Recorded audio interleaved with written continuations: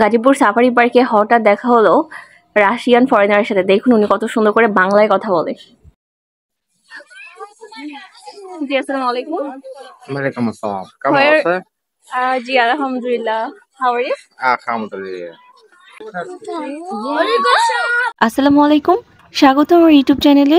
আজকে আমরা যাচ্ছি গাজীপুর সাফারি পার্কে, বাংলাদেশের অত্যন্ত আকর্ষণীয় স্থান। যারা প্রকৃতি এবং বন্যপ্রাণী ভালোবাসেন তাদের জন্য এটি একদম পারফেক্ট প্লেস। আর জানেন কি, গাজীপুর সাফারি পার্কে সম্প্রতি নাম চেঞ্জ করা হয়েছে। হ্যাঁ, 2024 সালে আগস্টে কিছু ঘটনা হওয়ার পর সরকারের সিদ্ধান্তে বঙ্গবন্ধু শেখ মুজিব সাফারি পার্ক এখন হয়ে গেছে গাজীপুর সাফারি পার্ক। নাম পরিবর্তন করার পর এখন এটি গাজীপুর সাফারি পার্ক নামে পরিচিত।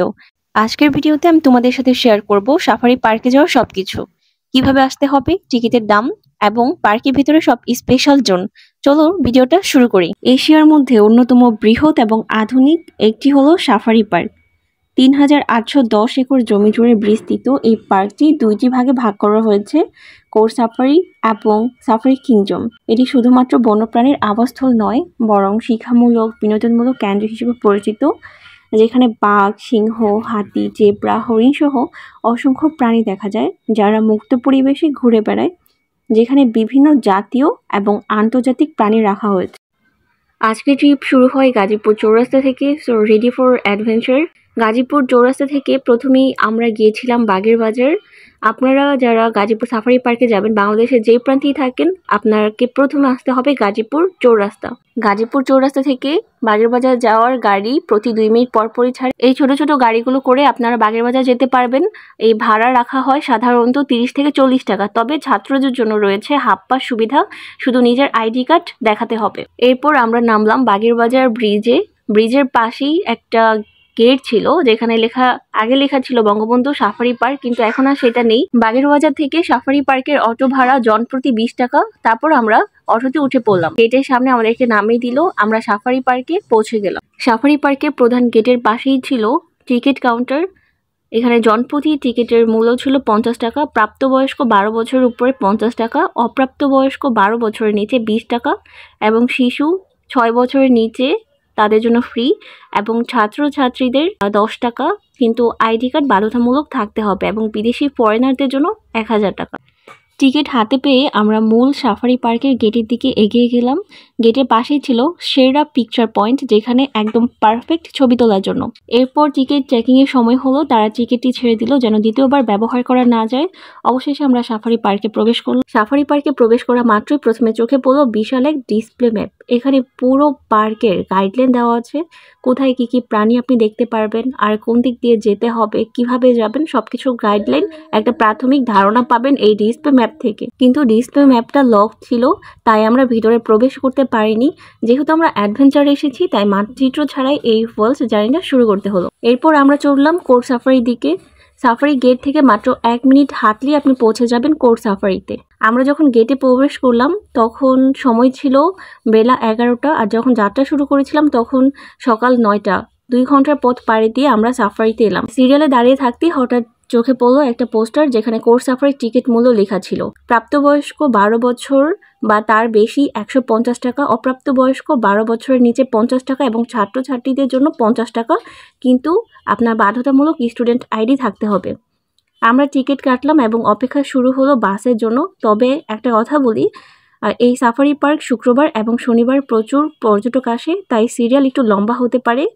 আর একটা ছোট ট্রিপস, মঙ্গলবার সাফারি বন্ধ থাকে, আর বাকি দিনগুলো সকাল 9টা থেকে বিকাল 5টা পর্যন্ত খোলা থাকে।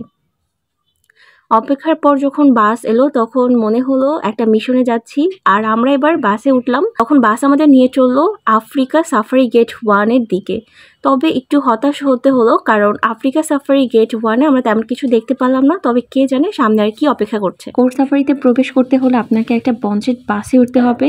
এই বাসে আপনি একবার ঢুকলে আপনার পুরো সাফারি অভিজ্ঞতা হবে সম্পূর্ণ নিরাপত্তার মধ্যে। যেমন আমরা বন্দী, আর বাইরে যারা থাকবে তারা পুরোপুরি মুক্ত। বাসের জানালা থাকবে বন্ধ, আর কোর সাফারিতে যা আপনি দেখবেন তা একেবারে ওয়ার্ল্ড অ্যান্ড ফ্রি। এখানে বাঘ, সিংহ, জেব্রা আর আরো অনেক প্রাণী পুরো মুক্ত পরিবেশে ঘুরে বেড়ায়।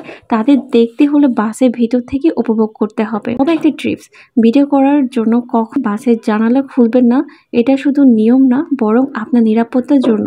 গোর সাফারিতে প্রবেশ করা কিছুক্ষণের মধ্যেই চোখে পড়লো এক জাক জেব্রা। একসঙ্গে এতগুলো জেব্রা দেখে সত্যি এক মুহূর্তের জন্য মনে হলো যেন আফ্রিকায় চলে গেছি। গোর সাফারি সব প্রাণী আফ্রিকা থেকে আনা হয়েছে, তাই এরা মানুষের উপস্থিতিতে অনেকটাই অভ্যস্ত। জেব্রাদের এই স্ট্রাইপস বা ডোরাকাটা দাগ শুধু সৌন্দর্যের জন্য নয় বরং তাদের আত্মরক্ষার জন্য কাজ করে।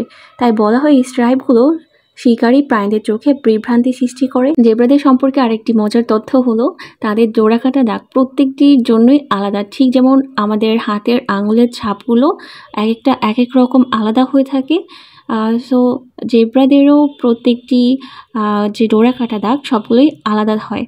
আর এই কারণে প্রতিটি জেব্রাও দেখতে আলাদা আলাদা। আর একটা মিথ শোনা যায় যে তাদের সৌন্দর্যের জন্য অন্য প্রাণী তাদের আক্রমণ করতে ভয় পায়। জেব্রাদের এই সৌন্দর্য, তাদের দলবদ্ধ আচরণ কোর সাফারির অন্যতম আকর্ষণ। আফ্রিকান সাফারি 2 থেকে কিছুটা সামনেই হরিণ সাফারি, কিন্তু হঠাৎ চোখে পড়লো গরুর মতো প্রাণী। প্রথমে মনে হয়েছিল এগুলো সাদামাটা গরু, কিন্তু পরে জানলাম এরা আসলে গয়াল। গয়াল হচ্ছে বাংলাদেশের পাহাড়ি অঞ্চলের একটি বন্য গরুর প্রজাতি। গয়ালকে বাংলায় কখনো বন্য গরু বা পাহাড়ি গরু বলা হয়, কিন্তু এরা আসলে সাধারণ গরুর চেয়ে বেশ আলাদা এবং দেখতে বেশ শক্তিশালী। গয়ালের পাশেই ছিল চিত্রা হরিণ। চিত্রা হরিণের শরীর জুড়ে ছোট ছোট সাদা দাগ, এবং যেটা তাদের নামের সাথে পুরোটাই মানানসই। আর মজার বিষয় হলো চিত্রা হরিণের শরীরে সাদা দাগগুলো শিকারীদের ধোঁকা দিতে সাহায্য করে। চিত্রা হরিণের সৌন্দর্য উপভোগ করার পর আমরা এগিয়ে গেলাম কালো ভালুক সাফারিতে। এখানে আমরা মাত্র একটি ভালুক দেখতে পেলাম, সে কিছুটা দূরে শুয়ে বিশ্রাম নিচ্ছিল। চিত্রা হরিণ আর কালো ভালুক দেখার পর আমরা যাত্রা শুরু করলাম সিংহ সাফারিতে। যখন আমরা সিংহ সাফারিতে প্রবেশ করলাম তখন মনে হচ্ছিল যেন আমরা তাদের রাজত্বে অতিথি হয়ে এসেছি। দূরে প্রথমে কিছু সিংহ দেখলাম যারা বিশ্রাম নিচ্ছিল।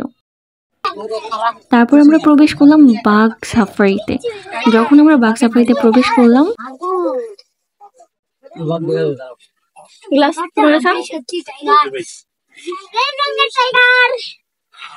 তখন এক বিশেষ অনুভূতি হচ্ছিল। বাঘ, যা প্রকৃতির সবচেয়ে শক্তিশালী এবং ভয়ঙ্কর শিকারী প্রাণী, তাদের দেখতে পেয়ে মনে হচ্ছিল যেন আমরা প্রকৃতির এক বিশেষ মুহূর্তের অংশ হয়ে গেলাম।